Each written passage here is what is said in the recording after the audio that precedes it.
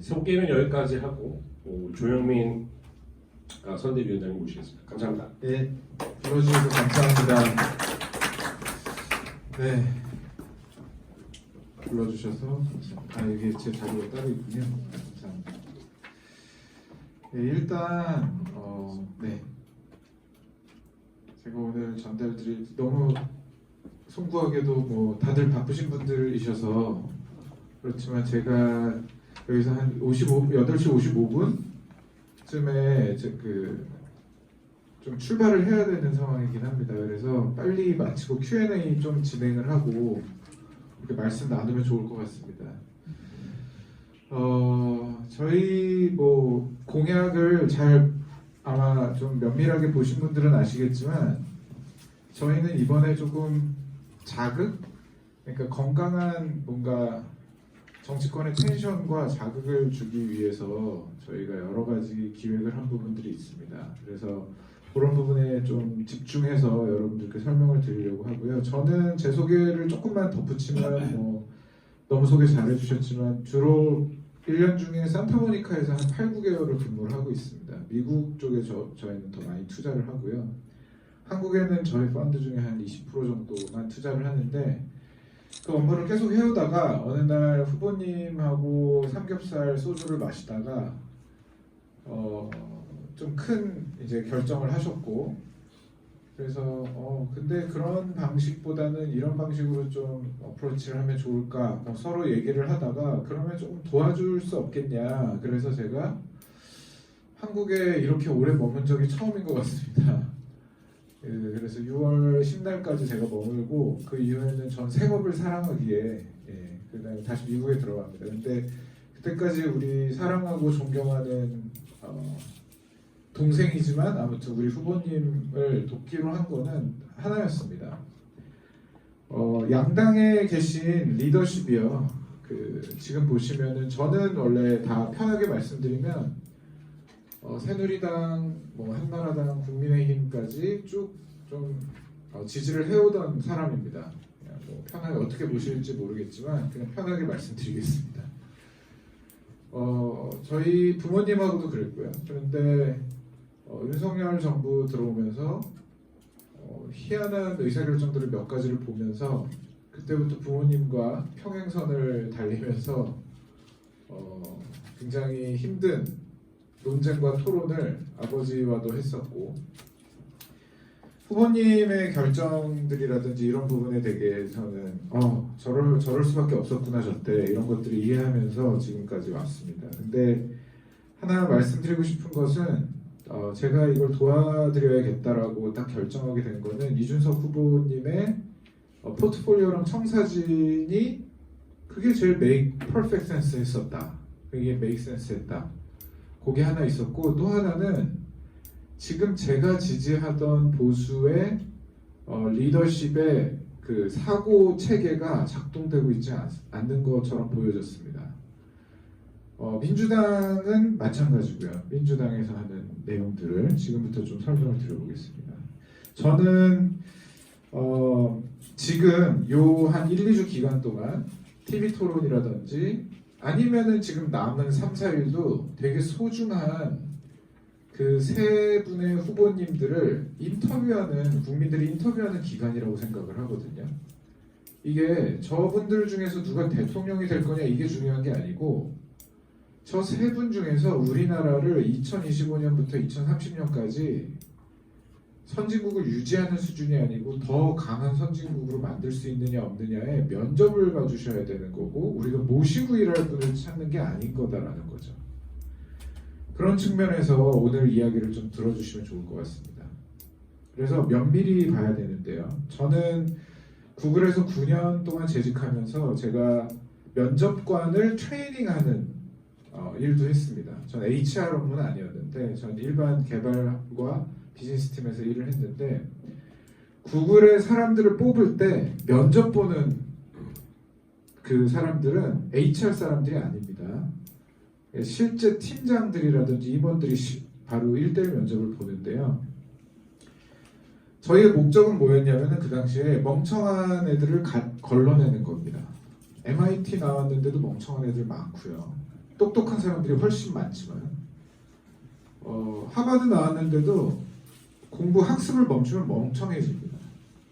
그래서 그런 사람들을 걸러내는 거가 메인 목적이었습니다. 그래서 인터뷰를 볼 때 그런 포맷이 되게 중요했고 이번에 TV 토론 포맷 같이 그 멍청함을 걸러내기 어려운 포맷들 말고 제가 종편에 좀 제안을 했었던 것은 구글 인터뷰 중에서 그런 게 있습니다. 각 당에서 전문가를 한 명씩 다 추천받는 겁니다. 민주당 한 명, 개혁신당 한 명, 국민의힘 한 명. 각 분야의 전문가들이 실질적인 질문을 후보들한테 던지는 거죠. 후보 간 질문 던지면은 이렇게 이상해지잖아요.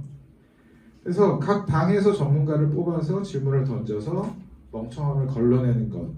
이런 포맷을 종편에 요청을 했는데 종편이 흔쾌히 받아들였고 그래서 토론이 진행되는 줄 알았는데 김문수 후보님하고 우리 후보님은 오케이 하셨고 이재명 후보님이 오케이를 안 하셨습니다. 모든 종편에서 다 거절하셨고 그래서 알겠다. 그러면은 다시 전략을 바꿔서 이재명 후보님이 원하시는 포맷으로 모든 걸 수용하겠다 했는데도 그게 진행이 안 됐습니다. 그러면은 지금 우리가 국민들이 이제 윈도우가 굉장히 작아진 거거든요. 후보들을 바라보는 윈도우가. 그럼 이 상황 속에서 여러분들이 보셔야 될 것들을 좀 공유를 드려보려고 합니다. 면접을 보신다고 생각하시고 세 분의 후보를 좀 보시면 좋겠는데요. 기준은 이겁니다. 정책이라는 것이 다수를 위하고 있는 것인지 맹목적 다수를 말씀드리는 겁니다. 아니면 진짜 문제를 풀기 위한 것인지 정책의 골 클래리티를 봐야 된다. 골이 어디에 가 있는지 이겁니다. 두 번째는 뭐냐면 실용적인 현실 가능성에 대한 부분이거든요. 그래서 첫 번째는 컨셉추얼한 떡만 얘기하는 건지 컨셉추얼한 거는 두 번째는 파워서블한 시뮬레이션 시뮬레이션을 진짜 돌려보고 하는 얘기인지 너무너무 지치고 짜증나시겠지만 말씀 하나 드려보면 호텔 경제학을 들고 왔을 때 가장 중요했었던 거는 25만 원 그 호텔을 예약을 하고 죄송하지만 그 불 그냥 켜주셔도 좋을 것 같습니다. 괜찮으실까요? 불 켜고 하겠습니다. 호텔 경제학이 이상한 거는 나중에 호텔 취소하는 거를 강조했었기 때문에 그게 이상한 거거든요. 여러분 호텔 경제학의 그 서큘레이션을 알고 계신가요? 네. 누가 그러면은 호텔을 맡으시겠어요? 이런 겁니다. 호텔에 10만 원을 넣고요. 예약을 했습니다. 그럼 호텔 사장님은 너무 좋으니까 베드도 바꾸고 인테리어도 바꾸고 청소도 깨끗이 합니다. 그 10만 원 가지고. 그럼 청소부가 돈을 받고요. 침대 회사가 돈을 받고 여러 엔터티들이 돈을 받습니다. 그들은 또 집에 가서 치킨도 사 먹고 이렇게 돌아갑니다. 경제가 활성화되는 것 같죠? 근데 이재명 후보가 강조한 건 뒤에 호텔을 취소해도 경제가 활성화가 되니 이거는 경제에 굉장히 좋은 도움이 된다라고 얘기를 한 부분이 이상한 겁니다. 자, 지역화폐 같은 것들이 국민 세금으로 해서 돌린 다음에 국민한테 다시 돌려주니까 괜찮다라고 얘기를 한 건데 자, 누가 호텔 사장님을 맡으시겠어요, 그러면? 나중에 취소당하거든요. 자기 돈 쓰고 취소당합니다. 자, 누가 호텔 사장님 맡으시겠어요? 그거를 국민한테 하라는 얘기여서 이상한 거거든요. 파워서블 시뮬레이션을 안 돌려보는 사기꾼들이 있습니다. 세 번째는 리얼 아웃컴스가 뭐냐라는 건데요. 리얼 아웃컴스는 뭐냐면 이게 일회성 정책이냐 공약이냐 아니면 펀더멘털한 걸 바꾸고 있느냐 이 부분인 겁니다. 이 세 가지 기준으로 새 당의 공약을 면밀히 보셔야 되고요. 오늘 이후에 혹시 시간이 되신다면 유튜브에 과학기자협회라고 검색하셔서 과학기자협회 혹은 전자신문이라고 검색하셔서 새 당의 정책 토론 실제로 최영두 의원님과 양양자 의원님 그리고 더불어민주당에서 황정아 의원님, 그리고 이정헌 의원님이라고 계십니다. 그리고 저희 개혁신당에서 김영임 과학특보 그리고 제가 6명이서 토론한 영상이 있습니다. 그거를 나중에 보십시오. 이 세 가지 관점을 가지고 그 내용을 보시는 게 가장 명확합니다. 그걸 면접관들이 봐주셔야죠. 네. 면접관들이 그걸 봐주셔야 됩니다. 제가 한 가지 말씀드리면 저희 미국 사무실인데요.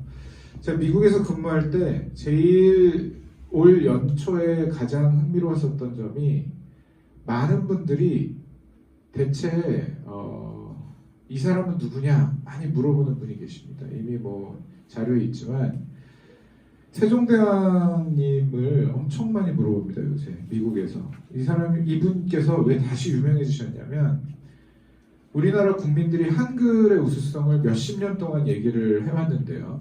수십 년. 근데 아무도 들어주지 않았습니다. 예, 그거는 사실입니다.